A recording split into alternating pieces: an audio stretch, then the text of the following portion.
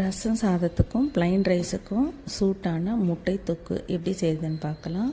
ஒரு கடாயை சூடு பண்ணி அதில் 4 டேபிள் ஸ்பூன் அளவுக்கு எண்ணெய் போட்டுக்கலாம். கடுகு, உளுத்தம்பருப்பு நல்லா வெடித்ததுக்கப்புறம் அதில் கருவேப்பிலை, வெங்காயம் போட்டுக்கலாம்.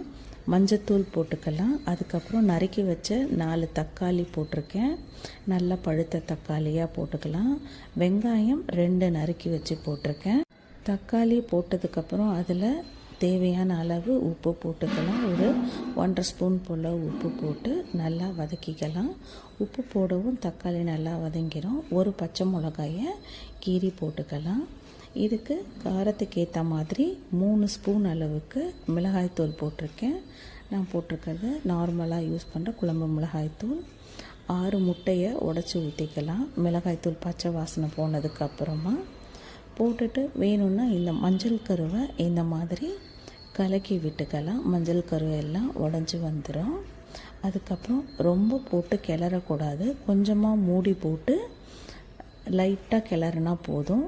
ரொம்ப கிளறணுன்னா முட்டை பெரிய பெரிய பீசஸாக கிடைக்காது, ரொம்ப குட்டி குட்டியாக ஆயிரும்.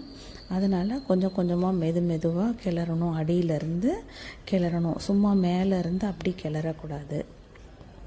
அப்போ தான் அடியும் பிடிக்காது உங்களுக்கு, முட்டையும் பெரிய பீஸாக கிடைக்கும்.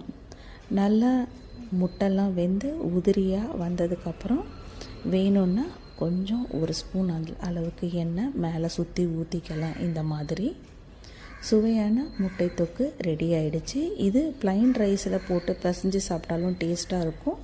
ரசத்துக்கு ரொம்பவே நல்லாயிருக்கும். சாம்பாருக்கெல்லாம் கூட வச்சு தொட்டு சாப்பிடலாம், சூப்பராக இருக்கும். இதுக்கு ரசமும் அப்பளம்